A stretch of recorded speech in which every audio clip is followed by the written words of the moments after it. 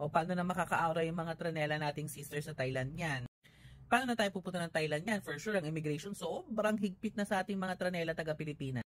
Dahil sa insidenteng nangyari, sis, for sure maghihigpit na ang Thailand sa mga tranela nang galing sa Pilipinas dahil sa nangyaring insidente. Siyempre, isipin nila lahat ng tranela ng pupunta ng Thailand, mga war freak dahil sa nangyaring insidente. Eh dito nga lang sa Pilipinas, sa P. Burgos, Makati nga lang, aawayin ka na ng mga tranelang Becky eh.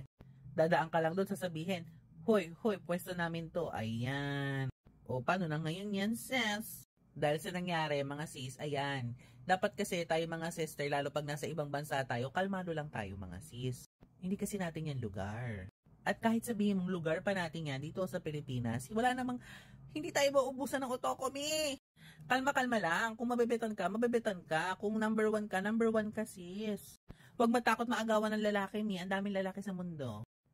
Dapat kasi respeto, lalo na hindi nyo naman kilala yung tranela na yun at lokal pa ng Thailand.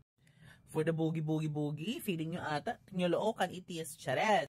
O ano nangyari, ginunit yung nyo sport camera, paano na jujuwedite? Siyempre, kakalat na ngayon yan sa buong mundo. Isipin na, taga-Philippines yung tranela, warla yan, iwasan natin yan, ganun. Domino effect talagang mangyayari mga sis. Kaya dapat pag hindi masyadong pretty, kalma-kalma lang be.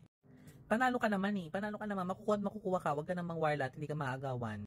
Ganun lang dapat tayo mga sis, paghaharbatan, pag-aura-aura na mga ganun, kalma-kalma.